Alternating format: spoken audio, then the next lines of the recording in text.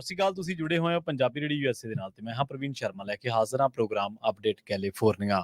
Update California program ਦੇ ਵਿੱਚ ਕਈ ਅਹਿਮ ਤੇ ਕਈ ਖਾਸ ਖਬਰਾਂ ਨੂੰ ਲੈ ਕੇ ਚਰਚਾ ਕਰਨ ਦੇ ਲਈ ਜੁੜ ਚੁੱਕੇ ਨੇ ਰਾਜਕਰਨਵੀਰ ਸਿੰਘ ਜੀ। ਰਾਜਕਰਨਵੀਰ ਸਿੰਘ ਜੀ, ਸਤਿ ਸ਼੍ਰੀ ਅਕਾਲ, ਸਵਾਗਤ ਹੈ ਜੀ। ਧੰਨਵਾਦ ਪ੍ਰਵੀਨ ਸ਼ਰਮਾ ਜੀ। ਅਪਡੇਟ ਕੈਲੀਫੋਰਨੀਆ ਦੇ ਵਿੱਚ ਸਭ ਨੂੰ ਜੀ ਆਇਆਂ ਨੂੰ ਪਿਆਰ ਭਰੀ ਸਤਿ ਸ੍ਰੀ ਅਕਾਲ। ਅੱਜ 30 ਸਤੰਬਰ ਦਿਨ ਹੈਗਾ ਜੀ ਸੋਮਵਾਰ ਜੀ। ਤੇ ਅਪਡੇਟ ਕੈਲੀਫੋਰਨੀਆ ਪ੍ਰੋਗਰਾਮ ਦੇ ਵਿੱਚ ਕਈ ਅਹਿਮ ਤੇ ਕਈ ਖਾਸ ਖਬਰਾਂ ਵੱਲ ਵਧਣ ਤੋਂ ਪਹਿਲਾਂ ਧੰਨਵਾਦ ਕਰਦੇ ਚਲੀਏ ਸਪਾਂਸਰਸ ਦਾ ਜਿਹੜੇ ਜ਼ਰੀਆ ਬੰਦ ਨੇ ਇਹਨਾਂ ਪ੍ਰੋਗਰਾਮਾਂ ਨੂੰ ਤੁਹਾਡੇ ਤੱਕ ਪਹੁੰਚਾਉਣ ਦੇ ਲਈ।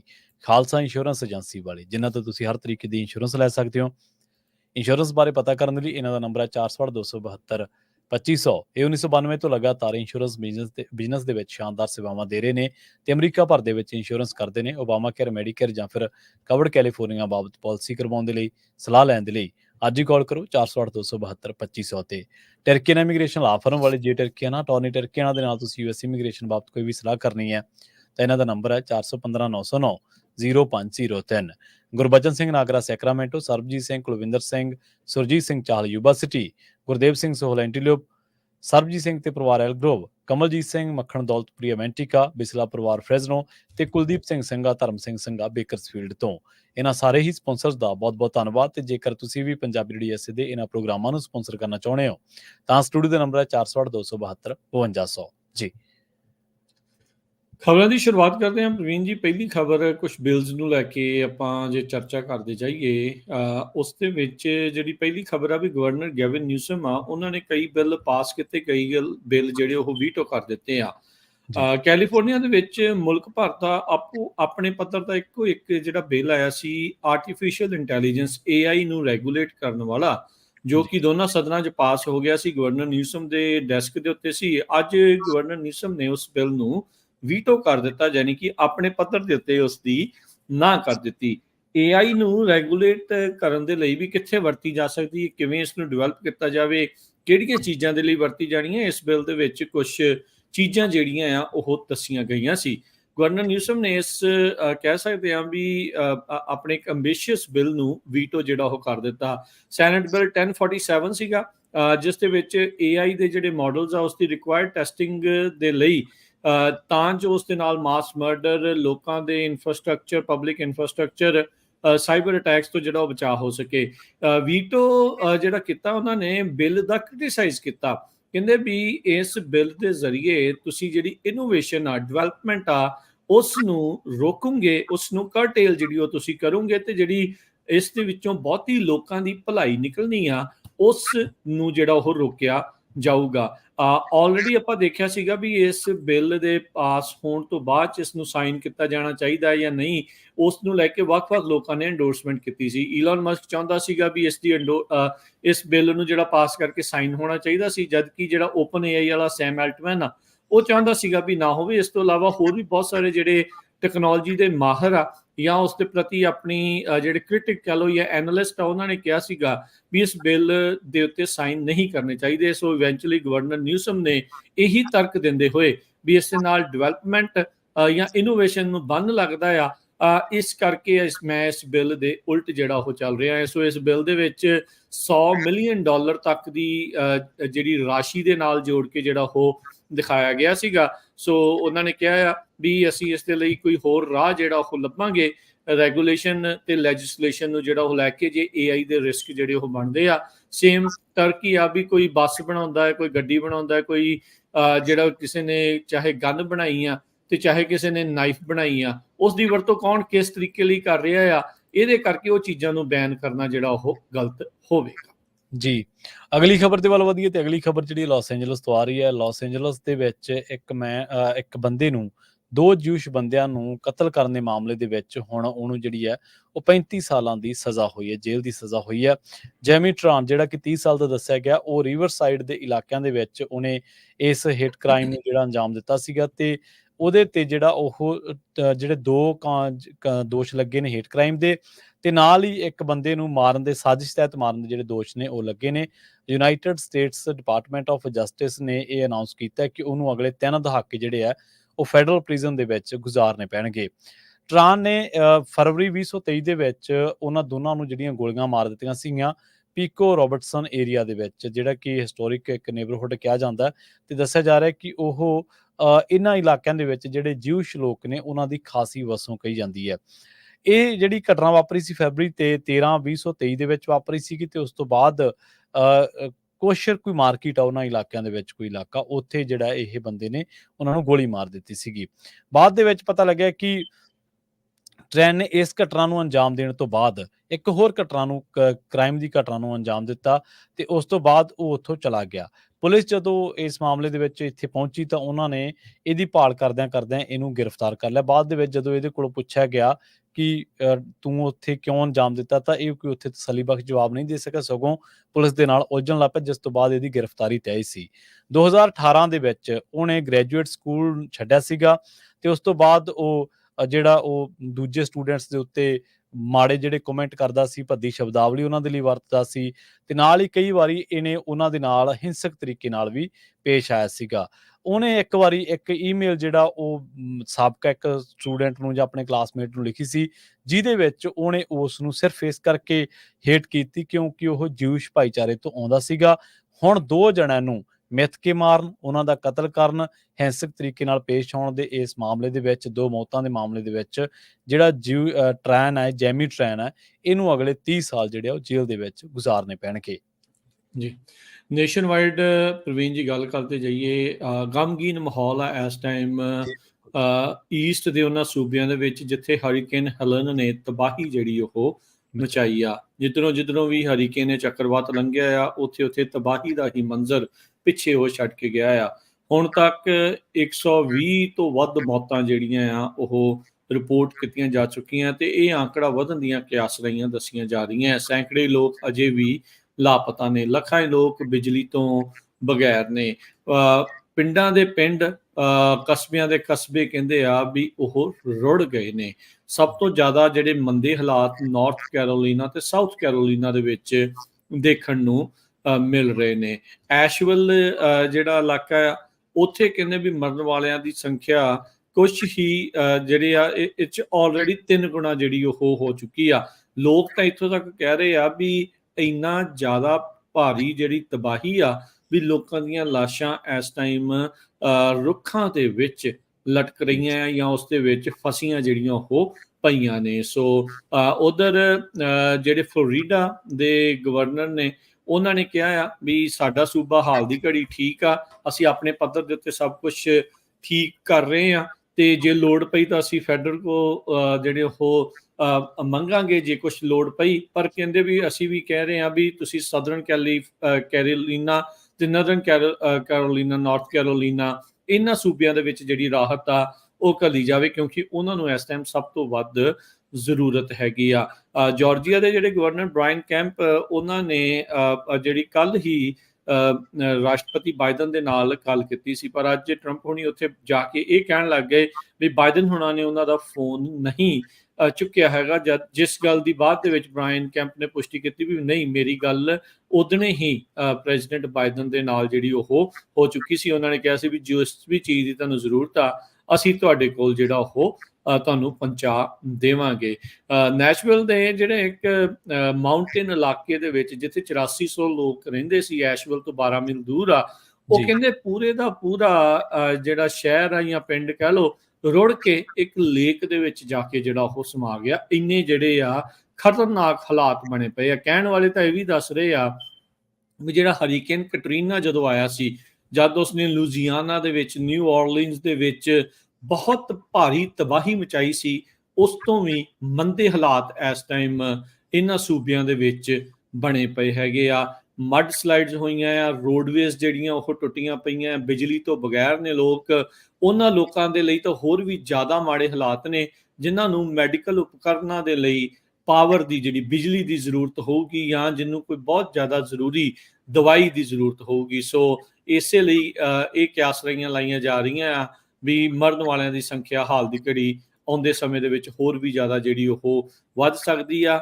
ਇਹ ਕਦੋਂ ਤੱਕ ਲੋਕ ਮੁੜ ਦੁਬਾਰਾ ਆਪਣੇ ਪੈਰਾਂ ਤੇ ਹੋ ਸਕਣਗੇ, ਇਹ ਹਰ ਇੱਕ ਦੀ ਆਪੋ ਆਪਣੀ ਕਿਆਸ ਰਹੀ ਆ, ਪਰ ਆਉਂਦੇ ਕਈ ਵੀਕ, ਕਈ ਮਹੀਨਿਆਂ ਤੱਕ ਇਹੀ ਚਰਚਾ ਜਿਹੜੀ ਉਹ ਚੱਲੇਗੀ। CNN ਜਿਹੜਾ ਪ੍ਰਵੀਨ ਜੀ ਰਿਪੋਰਟ ਕਰ ਰਿਹਾ ਆ, ਇਹਨਾਂ 6 ਸੂਬਿਆਂ ਦੇ ਵਿੱਚ 128 ਜਾਣੇ ਘੱਟੋ ਘੱਟ ਹੁਣ ਤੱਕ ਜਿਹੜੇ ਆ ਉਹ ਮੌਤ ਦੀ ਘਾਟ ਉਤਰ ਚੁੱਕੇ ਨੇ। ਜੀ, ਅਗਲੀ ਖਬਰ ਦੇ ਵੱਲ ਵਧੀਏ ਤੇ ਅਗਲੀ ਖਬਰ ਵੀ ਇਸੇ ਤਰ੍ਹਾਂ ਹੀ ਹੈ, ਜਿਹੜੀ ਕਿ ਕੁਦਰਤੀ ਕਰੋਪੀਆਂ ਦੇ ਨਾਲ-ਨਾਲ ਜਿਹੜੀਆਂ ਹੋਰ ਕਰੋਪੀਆਂ ਨੇ ਉਹਨਾਂ ਵੱਲ ਇਸ਼ਾਰਾ ਕਰਦੀ ਹੈ। ਐਮਾਡੋਰ ਜਿਹੜੀ ਕਾਉਂਟੀ ਆ, ਉੱਥੇ ਹੁਣ ਟਾਈਗਰ ਕ੍ਰੀਕ ਜਿਹੜੀ ਰੋਡ ਆ, ਉਹ ਉਹਨਾਂ ਇਲਾਕਿਆਂ ਨੂੰ ਬੰਦ ਕਰਨਾ ਪਿਆ, ਕਿਉਂਕਿ ਉੱਥੇ ਵਾਈਲਡ ਫਾਇਰ ਹੈ ਜਿਹੜੀ ਉਹ ਲਗਾਤਾਰ ਅੱਗੇ ਨੂੰ ਵੱਧ ਰਹੀ ਆ। ਤੇ ਉਸ ਤੋਂ ਬਾਅਦ ਕਹਿੰਦੇ ਕਿ ਐਮਾਡੋਰ ਕਾਉਂਟੀ ਦੇ ਇਹਨਾਂ ਇਲਾਕਿਆਂ ਦੇ ਵਿੱਚ ਜਿਹੜੇ ਇਵੈਕੂਏਸ਼ਨ ਆਰਡਰ ਨੇ ਉਹ ਜਾਰੀ ਕਰਨੇ ਪਏ ਨੇ। ਦੱਸਿਆ ਜਾ ਰਿਹਾ ਕਿ ਟਾਈਗਰ ਕ੍ਰੀਕ ਪਾਵਰ ਹਾਊਸ ਤੇ ਐਮਾਡੋਰ ਕਾਉਂਟੀ ਜਿਹੜੇ ਸ਼ੈਰਿਫ ਨੇ ਉਹਨਾਂ ਨੇ ਦੱਸਿਆ ਕਿ ਕੋਈ ਜਾਨੀ ਮਾਲੀ ਨੁਕਸਾਨ ਨਾ ਹੋਵੇ, ਇਸੇ ਕਰਕੇ ਇਹਨਾਂ ਇਲਾਕਿਆਂ ਦੇ ਵਿੱਚ ਜਿਹੜਾ ਉਹ ਇਵੈਕੂਏਸ਼ਨ ਆਰਡਰ ਜਿਹੜੇ ਜਾਰੀ ਕੀਤੇ ਗਏ ਨੇ। ਟਾਈਗਰ ਫਾਇਰ ਜਿਹੜੀ ਆ ਉਹ ਦੱਸਿਆ ਜਾ ਰਿਹਾ ਕਿ 1:18 ਦੇ ਉੱਤੇ ਸ਼ੁਰੂ ਹੋਈ ਸੀਗੀ ਟਾਈਗਰ ਕ੍ਰੀਕ ਰੋਡ ਦੇ ਇਲਾਕਿਆਂ ਦੇ ਵਿੱਚ, ਜਿਹਦੇ ਤੇ ਕਾਬੂ ਪਾਉਣ ਦੇ ਲਈ ਕਾਫੀ ਮੁਸ਼ੱਕਤ ਕੀਤੀ ਗਈ ਤੇ ਟਾਈਗਰ ਕ੍ਰੀਕ ਪਾਵਰ ਹਾਊਸ ਜਿਹੜਾ ਉਹ ਹੌਲੀ-ਹੌਲੀ ਇਹਨਾਂ ਦੇ ਨੇੜੇ ਆ ਗਈ ਸੀ। ਦੱਸਿਆ ਜਾ ਰਿਹਾ ਕਿ 5 ਤੋਂ 7 ਏਕੜ ਜਿਹੜਾ ਇਲਾਕਾ ਉਹ ਤਕਰੀਬਨ ਅੱਧੇ ਘੰਟੇ ਤੋਂ ਵੀ ਘੱਟ ਸਮੇਂ ਦੇ ਵਿੱਚ ਇਸ ਅੱਗ ਨੇ ਆਪਣੀ ਜ਼ਦ ਦੇ ਵਿੱਚ ਲੈ ਲਿਆ ਸੀਗਾ। ਵਾਰਨਿੰਗ ਜਾਰੀ ਕਰਨੀਆਂ ਪਈਆਂ। ਉਸ ਤੋਂ ਬਾਅਦ 2 ਮੀਲ ਜਿਹੜਾ ਰੇਡੀਅਸ ਹੈ ਜਿੱਥੇ ਮੈਕੈਂਜ਼ੀ ਡਰਾਈਵ ਆ ਜਾਂ ਟਾਈਗਰ ਕ੍ਰੀਕ ਰੋਡ ਹੈ ਜਿਹੜੀ, ਉਸ ਤੋਂ ਬਾਅਦ ਇਹਨਾਂ ਇਲਾਕਿਆਂ ਦੇ ਵਿੱਚ ਉਸ ਤੋਂ ਬਾਅਦ ਜਿਹੜੇ ਨੇ ਉਹ ਇਵੈਕੂਏਸ਼ਨ ਆਰਡਰ ਜਿਹੜੇ ਆ ਉਹ ਜਾਰੀ ਕਰਨੇ ਪਏ ਸੀਗੇ। ਦੱਸਿਆ ਜਾ ਰਿਹਾ ਕਿ ਜਿਹੜੀ ਇਵੈਕੂਏਸ਼ਨ ਵਾਰਨਿੰਗ ਆ ਉਹਦੇ ਨਾਲ ਇਹ ਹੈ ਕਿ ਤੁਸੀਂ ਹਾਲੇ ਤੱਕ ਤਾਂ ਇਮੀਡੀਏਟਲੀ ਤਾਂ ਤੁਹਾਨੂੰ ਲੀਵ ਨਹੀਂ ਕਰਨਾ ਪਊਗਾ ਇਹਨਾਂ ਇਲਾਕਿਆਂ ਦੇ ਵਿੱਚ, ਪਰ ਹਾਂ ਤੁਹਾਨੂੰ ਰੈਡੀ ਰਹਿਣਾ ਚਾਹੀਦਾ ਹੈ। ਕੁਛ ਵੀ ਜਿਹੜਾ ਉਹ ਕੰਡੀਸ਼ਨ ਕਦੋਂ ਵੀ ਇਸ ਤੋਂ ਭਿਆਨਕ ਹੋ ਸਕਦੀ ਹੈ ਤੇ ਤੁਹਾਨੂੰ ਇਸ ਤੋਂ ਭਿਆਨਕ ਜਿਹੜੀ ਕੰਡੀਸ਼ਨ ਆ ਉਹਦਾ ਸਾਹਮਣਾ ਕਰਨਾ ਪੈ ਸਕਦਾ ਹੈ ਤੇ ਉਹ ਨਾ ਕਰਨਾ ਪਵੇ, ਜਿਹੜਾ ਕਿ ਖਤਰਨਾਕ ਹੋ ਸਕਦਾ ਹੈ। ਇਸ ਦੇ ਲਈ ਉਹ ਕਹਿੰਦੇ ਕਿ ਜਿਹੜੇ ਇਹਨਾਂ ਇਲਾਕਿਆਂ ਦੇ ਵਿੱਚ ਲੋਕ ਨੇ ਉਹਨਾਂ ਨੂੰ ਕਹਿ ਦਿੱਤਾ ਗਿਆ ਇਹਤਿਆਤਣ ਦੇ ਤੌਰ ਤੇ ਕਿ ਤੁਸੀਂ ਇਵੈਕੂਏਸ਼ਨ ਜਿਹੜੀ ਆ ਉਹਨੂੰ ਇੱਕ ਤਰੀਕੇ ਨਾਲ ਅਲਰਟ ਤੇ ਰੱਖਿਆ ਗਿਆ ਤੇ ਉਹਦੇ ਲਈ ਤੁਹਾਨੂੰ ਤਿਆਰ ਰਹਿਣਾ ਚਾਹੀਦਾ ਕਿ ਕਿਸੇ ਵੀ ਟਾਈਮ ਟਾਈਗਰ ਕ੍ਰੀਕ ਰੋਡ ਤੇ ਇਹਦੇ ਨਾਲ ਟਾਈਗਰ ਕ੍ਰੀਕ ਪਾਵਰ ਹਾਊਸ ਤੇ ਇੱਕ ਹੋਰ ਜਿਹੜਾ ਇਲਾਕਾ ਇਹਨਾਂ ਇਲਾਕਿਆਂ ਦੇ ਵਿੱਚ ਦੱਸਿਆ ਗਿਆ ਸੀਗਾ ਟਾਈਗਰ ਕ੍ਰੀਕ ਮੈਕੈਂਜ਼ੀ ਡਰਾਈਵ ਦਾ ਜਿਹੜਾ ਉਹ ਤਾਂ ਆਲਰੇਡੀ ਜੀ। ਖਾਲੀ ਜਿਹੜਾ ਕਰਵਾ ਲਿਆ ਗਿਆ ਜੀ। ਜੀ, ਅਗਲੀ ਗੱਲ ਕਰੀਏ, ਕੁਝ ਹੋਰ ਬਿੱਲਾਂ ਬਾਰੇ ਗੱਲ ਕਰਦੇ ਜਾਈਏ। ਗਵਰਨਰ ਗੈਵਿਨ ਨਿਊਸਮ ਨੇ ਇੱਕ ਹੋਰ ਬਿੱਲ ਸਾਈਨ ਕੀਤਾ ਜਿਸ ਦੇ ਵਿੱਚ ਪਬਲਿਕ ਸਕੂਲ 'ਚ ਜਿਹੜਾ ਫੂਡ ਸਰਵ ਹੁੰਦਾ ਆ ਉਹਨਾਂ ਵਿੱਚ ਜਿਹੜੀਆਂ 6 ਆਰਟੀਫਿਸ਼ੀਅਲ ਡਾਈਜ਼ ਆ, ਰੰਗ ਦੇਣ ਵਾਲੀਆਂ ਜਿਹੜੇ ਰਸਾਇਣ ਆ ਜਾਂ ਕੈਮੀਕਲ ਕਹਿ ਲਓ ਜਾਂ ਇਨਗਰੀਡੀਐਂਟ ਆ, ਉਹਨਾਂ ਨੂੰ ਬੈਨ ਕਰ ਦਿੱਤਾ ਆ। ਇਹ ਜਿਹੜੇ ਇਨਗਰੀਡੀਐਂਟ ਆ ਆਲਰੇਡੀ ਯੂਰਪ ਦੇ ਵਿੱਚ ਤੇ ਕਈ ਹੋਰ ਮੁਲਕਾਂ ਦੇ ਵਿੱਚ ਪਹਿਲਾਂ ਹੀ ਬੈਨ ਸੀਗੇ। ਰੈੱਡ 40 ਤੇ ਇਸ ਦੇ ਨਾਲ ਜਿਹੜੇ 5 ਹੋਰ ਜਿਹੜੇ ਸਿੰਥੈਟਿਕ ਕਲਰਸ ਆ ਜਿਨ੍ਹਾਂ ਦੀ ਕਹਿੰਦੇ ਵੀ ਦੇਖਿਆ ਜਾਂਦਾ, ਜੋੜ ਕੇ ਦੇਖਿਆ ਜਾਂਦਾ ਵੀ ਲੋਕਾਂ ਦੇ ਦਿਮਾਗੀ ਤੌਰ ਦੇ ਤੇ ਪਰੇਸ਼ਾਨੀ ਦੇ ਨਾਲ ਉਸ ਦੇ ਜਿਹੜੇ ਅਸਰ ਪੈਂਦੇ ਆ ਉਹਨਾਂ ਨੂੰ ਹੁਣ ਕਹਿੰਦੇ ਵੀ ਮੁਲਕ ਦੇ ਵਿੱਚ ਪਹਿਲਾ ਇਹ ਕਾਨੂੰਨ ਬਣਿਆ ਆ ਜਿਸ ਦੇ ਵਿੱਚ ਇਹਨਾਂ ਨੂੰ ਬੈਨ ਕੀਤਾ ਗਿਆ ਆ। ਇਹ ਜਿਹੜੇ ਫੂਡ ਵਾਲੇ ਡਾਕਟਰ ਨੇ ਜਾਂ ਲੋਕ ਨੇ, ਨਿਊਟ੍ਰੀਸ਼ਨਿਸਟ ਨੇ, ਇਹਨਾਂ ਨੇ ਇਸ ਚੀਜ਼ ਨੂੰ ਬਹੁਤ ਚਿਰ ਤੋਂ ਜਿਹੜੀ ਗੱਲ ਕੀਤੀ ਜਾ ਰਹੀ ਆ ਵੀ ਯੂਰਪ ਦੇ ਵਿੱਚ ਜਾਂ ਕੈਨੇਡਾ 'ਚ ਮਿਲਣ ਵਾਲੇ ਫੂਡ ਦੇ ਵਿੱਚ ਜਿਹੜੇ ਇਨਗਰੀਡੀਐਂਟ ਤੇ ਅਮਰੀਕਾ 'ਚ ਮਿਲਣ ਵਾਲੇ ਫੂਡ ਦੇ ਇਨਗਰੀਡੀਐਂਟ ਦੇ ਵਿੱਚ ਜ਼ਮੀਨ ਅਸਮਾਨ ਦਾ ਫਰਕ ਆ।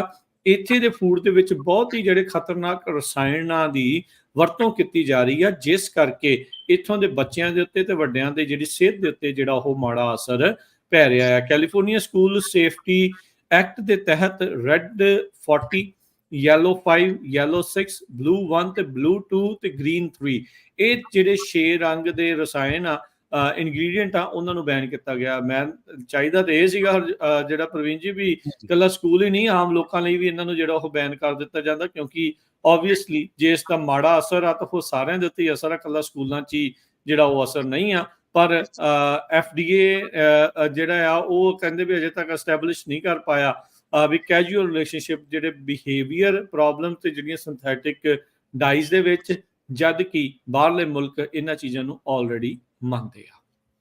ਜੀ। ਅਗਲੀ ਜਿਹੜੀ ਖਬਰ ਆ ਉਹ ਫ੍ਰੈਜ਼ਨੋ ਤੋਂ ਆ ਰਹੀ ਹੈ। ਫ੍ਰੈਜ਼ਨੋ ਦੇ ਵਿੱਚ ਇੱਕ ਜਿਹੜਾ ਸਾਬਕਾ ਅਧਿਕਾਰੀ ਹੈ ਫ੍ਰੈਜ਼ਨੋ ਕਾਉਂਟੀ ਦੇ ਵਿੱਚ, ਉਹਦੇ ਤੇ ਦੋਸ਼ ਲੱਗਿਆ ਹੈ ਕਿ ਉਹਨੇ ਪਾਣੀ ਦੀ ਜਿਹੜੀ ਚੋਰੀ ਉਹ ਕੀਤੀ ਹੈ। ਦੱਸਿਆ ਜਾ ਰਿਹਾ ਕਿ ਇਹ ਜਿਹੜੇ ਇਹਨਾਂ ਦਾ ਨਾਮ ਦੱਸਿਆ ਡੈਨਿਸ ਫਲੈਚੀ, ਜਿਹੜੇ ਕਿ 78 ਸਾਲ ਦੇ ਨੇ, ਉਹਨਾਂ ਨੂੰ 2 ਦੋਸ਼ਾਂ ਦੇ ਵਿੱਚ ਜਿਹੜਾ ਉਹ ਗਿਲਟੀ ਕਰਾਰ ਦਿੱਤਾ ਗਿਆ, ਦੋਸ਼ੀ ਕਰਾਰ ਦਿੱਤਾ ਗਿਆ। ਉਹਨਾਂ ਦੇ ਉੱਤੇ ਦੋਸ਼ ਜਿਹੜੇ ਲੱਗੇ ਸੀ, ਇੱਕ ਤਾਂ ਸੀ ਕਨਸੀਕੁਐਂਸੀ ਟੂ ਟੇਕ ਫੈਡਰਲੀ ਔਨਡ ਵਾਟਰ ਤੇ ਫਿਲਿੰਗ ਅ ਫਾਲਸ ਟੈਕਸ ਰਿਟਰਨ, ਤੇ ਇਹਦੇ ਨਾਲ ਉਹਦੇ ਵਿੱਚ ਇਹ ਵੀ ਦੱਸਿਆ ਗਿਆ ਕਿ ਜਿਹੜਾ ਪੈਨੋਚ ਵਾਟਰ ਡਿਸਟ੍ਰਿਕਟ ਹੈ US ਡਿਪਾਰਟਮੈਂਟ ਆਫ ਜਸਟਿਸ ਦੇ ਦੁਆਰਾ, ਕਿ ਉੱਥੇ ਉਹਨਾਂ ਨੇ ਪਾਣੀ ਦੇ ਮਾਮਲਿਆਂ ਦੇ ਵਿੱਚ ਕਈ ਲਾਪਰਵਾਹੀਆਂ ਤੇ ਕਈ ਘੁਟਾਲੇ ਕੀਤੇ ਆ। ਅਸਲ ਦੇ ਵਿੱਚ ਉਹ ਜਨਰਲ ਮੈਨੇਜਰ ਸੀਗੇ 1992 ਤੋਂ ਲੈ ਕੇ ਅਪ੍ਰੈਲ 2015 ਤੱਕ, ਤੇ ਇਸ ਡਿਸਟ੍ਰਿਕਟ ਦੇ ਵਿੱਚ ਉਹਨਾਂ ਨੇ ਪਾਣੀ ਜਿਹੜਾ ਉਹ ਵੇਚਿਆ ਸੀਗਾ 38,000 ਏਕੜ ਨੂੰ, ਜਿਹੜਾ ਵੱਖ-ਵੱਖ ਥਾਵਾਂ ਦੇ ਉੱਤੇ ਜਿਹੜੇ ਬਾਗਬਾਨੀ ਜਾਂ ਹੋਰ ਜਿਹੜੀਆਂ ਫਸਲਾਂ ਸੀਗੀਆਂ ਉਹਨਾਂ ਨੂੰ। ਤੇ ਨਾਲ ਹੀ ਉਹਨਾਂ ਨੇ ਕਈ ਵਿੱਤੀ ਧਾਂਦਲੀਆਂ ਵੀ ਜਿਹੜੀਆਂ ਇਸ ਮਹਿਕਮੇ ਦੇ ਵਿੱਚ ਹੁੰਦਿਆਂ ਕੀਤੀਆਂ ਸੀਗੀਆਂ, ਜਿਹਦੇ ਕਰਕੇ ਉਹਨਾਂ ਨੂੰ ਹੁਣ $10,000 ਦਾ ਜੁਰਮਾਨੇ ਦਾ ਭੁਗਤਾਨ ਭੁਗਤਾਨ ਕਰਨ ਦਾ ਆਦੇਸ਼ ਵੀ ਜਿਹੜਾ ਦਿੱਤਾ ਗਿਆ। ਡੈਨਿਸ ਫਲੈਚੀ ਨੇ ਦੱਸਿਆ ਗਿਆ ਕਿ ਉਹਨੇ ਝੂਠੀ ਟੈਕਸ ਰਿਟਰਨ ਵੀ ਭਰੀ ਸੀਗੀ, ਤੇ ਇਹਦੇ ਨਾਲ ਅਮਰੀਕੀ ਜ਼ਿਲ੍ਹਾ ਅਦਾਲਤ ਦੇ ਜਿਹੜੇ ਜੱਜ ਨੇ ਜੈਨੀਫਰ ਐਲ ਥਰਸਟਨ, ਉਹਨਾਂ ਦੇ ਸਾਹਮਣੇ ਜਿਹੜੀ ਗਵਾਹੀ ਹੋਈ ਸੀ ਉਹਦੇ ਵਿੱਚ ਉਹਨਾਂ ਨੇ ਇਹ ਗੱਲ ਕਹੀ ਕਿ ਉਹ ਉਦੋਂ ਜਦੋਂ ਉਹਨਾਂ ਨੂੰ ਕਿਉਂਕਿ ਉਹਨਾਂ ਦੀ ਉਮਰ ਵੱਧ ਰਹੀ ਹੈ ਤੇ ਇਸ ਕਰਕੇ ਉਹਨਾਂ ਨੂੰ ਸਟ੍ਰੋਕ ਵੀ ਹੈ ਤੇ ਸ਼ੂਗਰ ਦੇ ਜਾਂ ਗੁਰਦੇ ਦੀ ਜਿਹੜੀ ਸਥਿਤੀ ਉਹ ਵੀ ਠੀਕ ਨਹੀਂ ਗੀ, ਤਾਂ ਇਸ ਕਰਕੇ ਉਹ ਕਹਿੰਦੇ ਕਿ ਮੈਨੂੰ ਥੋੜੀ ਜਿਹੀ ਇਹਦੇ ਮਾਮਲੇ ਦੇ ਵਿੱਚ ਰਹਿਤ ਦਿਓ। ਪਰ ਜਿਹੜੇ ਜੱਜ ਸੀਗੇ ਉਹ ਕਹਿੰਦੇ ਕਿ ਤੁਹਾਡੀ ਜਿਹੜੀ ਡਿਊਟੀ ਸੀਗੀ ਉੱਥੇ ਇੱਕ ਬਹੁਤ ਅਹਿਮ ਅਹੁਦੇ ਤੇ ਤੁਸੀਂ ਸੀਗੇ, ਪਰ ਤੁਹਾਡੀ ਇਸ ਕਾਰਕਰਦਗੀ ਦੇ ਨਾਲ ਜਾਂ ਤੁਹਾਡੀ ਇਸ ਮਾੜੀ ਕਾਰਗੁਜ਼ਾਰੀ ਦੇ ਨਾਲ ਕਈ ਲੋਕਾਂ ਦਾ ਜਿਹੜਾ ਹੱਕ ਆ ਉਹ ਮਾਰਿਆ ਗਿਆ।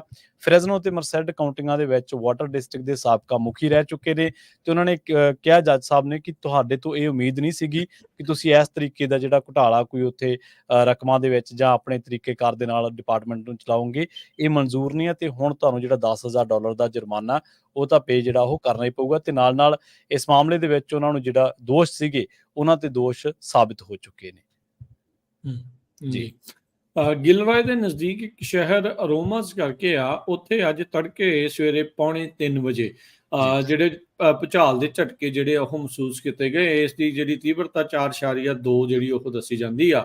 ਯੂਨਾਈਟਿਡ ਸਟੇਟਸ ਜਿਓਲੋਜੀਕਲ ਸਰਵੇ ਨੇ ਇਸ ਨੂੰ ਰਿਪੋਰਟ ਜਿਹੜਾ ਉਹ ਕੀਤਾ ਹੈਗਾ। ਹਾਲ ਦੀ ਘੜੀ ਕੋਈ ਵੀ ਇੰਜਰੀ ਜਾਂ ਪ੍ਰੋਪਰਟੀ ਡੈਮੇਜ ਦੀ ਰਿਪੋਰਟ ਨਹੀਂ ਆਈ ਹੈਗੀ। ਸੋ ਕੈਲੀਫੋਰਨੀਆ ਦੇ ਕਈ ਹਿੱਸਿਆਂ ਦੇ ਵਿੱਚ ਪਿਛਲੇ ਕੁਝ ਹਫ਼ਤਿਆਂ 'ਚ ਮਹੀਨਿਆਂ ਦੇ ਵਿੱਚ ਜਿਹੜੇ ਭੁਚਾਲ ਦੀ ਸਰਗਰਮੀ ਆ, ਕਹਿ ਸਕਦੇ ਵੀ ਕਾਫੀ ਭੁਚਾਲ ਜਿਹੜੇ ਉਹ ਆਏ ਆ, ਉਹਨਾਂ ਵਿੱਚੋਂ ਇੱਕ ਲੇਟੈਸਟ ਇਹ ਰਿਪੋਰਟ ਕੀਤਾ ਗਿਆ ਹੈਗਾ ਜੀ।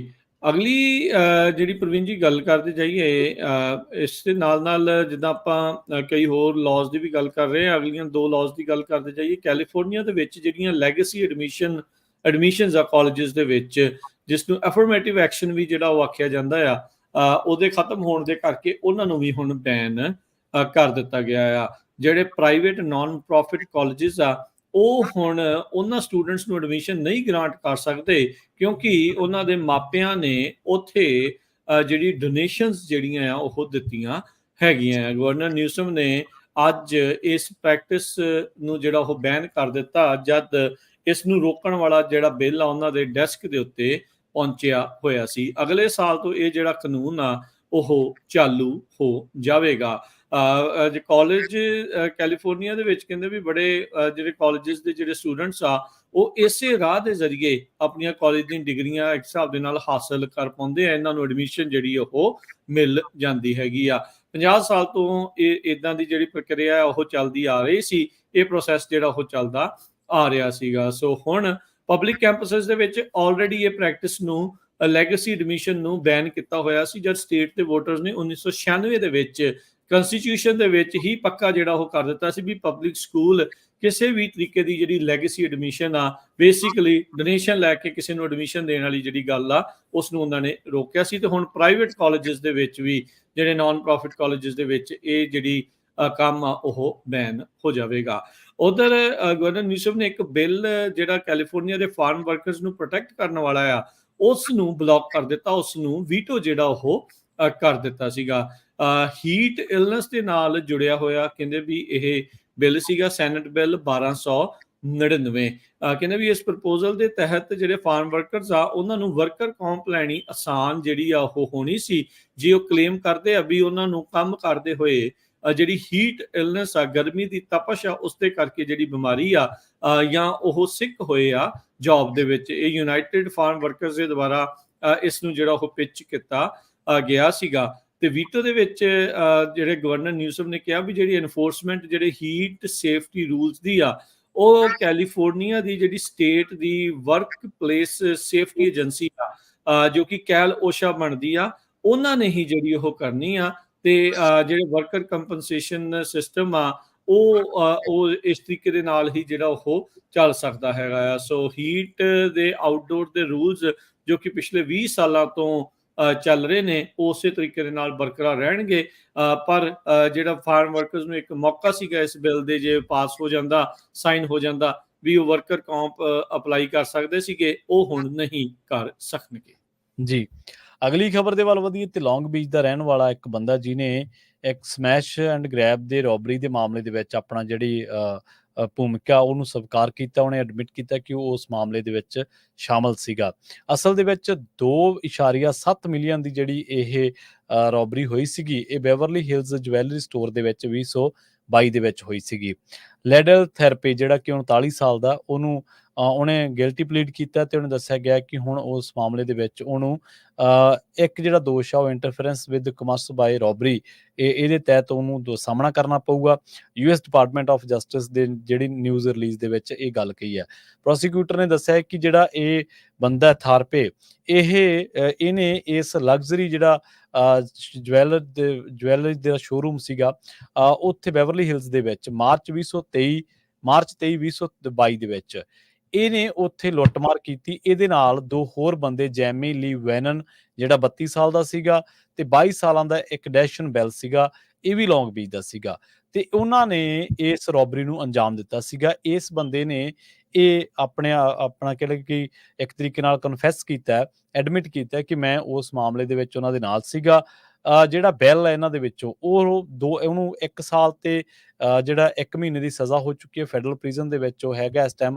ਤੇ ਜਿਹੜਾ ਇਹ ਲੌਂਗ ਬੀਚ ਦਾ ਰਹਿਣ ਵਾਲਾ ਲੈਡਲ ਥੈਰਪੇ, ਇਹਨੇ ਵੀ ਹੁਣ ਇਹ ਆਪਣਾ ਜਿਹੜਾ ਉਹ ਦੋਸ਼ ਆ ਉਹਨੂੰ ਸਵੀਕਾਰ ਕਰ ਲਿਆ। ਦੱਸਿਆ ਜਾ ਰਿਹਾ ਕਿ ਥਾਰਪੇ ਨੂੰ ਇਸ ਮਾਮਲੇ ਦੇ ਵਿੱਚ 20 ਸਾਲਾਂ ਦੀ ਜਿਹੜੀ ਜੇਲ੍ਹ ਆ ਉਹ ਹੋ ਸਕਦੀ ਹੈ।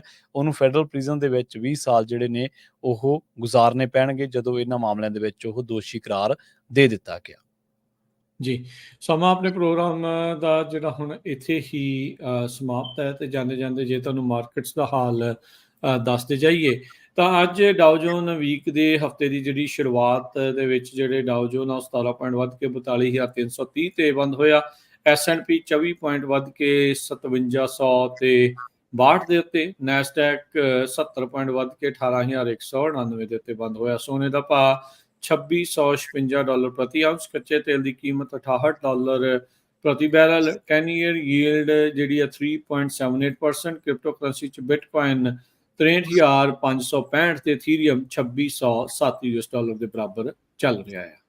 ਜੀ, ਇਸੇ ਤਰ੍ਹਾਂ ਜੇਕਰ ਕਰੰਸੀ ਦੀ ਗੱਲ ਕਰੀਏ ਤਾਂ ਅੱਜ $1 ਦੀ ਕੀਮਤ ਕੈਨੇਡਾ ਦੇ $1.35 ਦੇ ਬਰਾਬਰ, ਇੰਡੀਆ ਦੇ $83.83 ਦੇ ਬਰਾਬਰ ਤੇ ਪਾਕਿਸਤਾਨ ਦੇ $277.75 ਦੇ ਬਰਾਬਰ $1 ਦੀ ਕੀਮਤ ਰਹੀ ਹੈ। ਇੱਥੇ ਪ੍ਰੋਗਰਾਮ ਦੀ ਸਮਾਪਤੀ ਹੈ। ਮੇਰੇ ਰਾਜਕਰਨਵੀਰ ਸਿੰਘ ਵੱਲੋਂ ਤੇ ਪ੍ਰਵੀਨ ਸ਼ਰਮਾ ਵੱਲੋਂ ਸਭ ਨੇ ਪਿਆਰ ਸਤਿਕਾਰ ਸੈਨਿਕ ਨਿੱਘੀ ਜਿਹੀ ਸਤਿ ਸ੍ਰੀ ਅਕਾਲ। ਜਿੰਨੇ ਵਾਸਤੇ ਰਹੋ, ਹੱਸਦੇ ਖੇਲਦੇ ਰਹੋ, ਸੁਣਦੇ ਰਹੋ, ਦੇਖਦੇ ਰਹੋ ਪੰਜਾਬੀ ਰੇਡੀਓ US।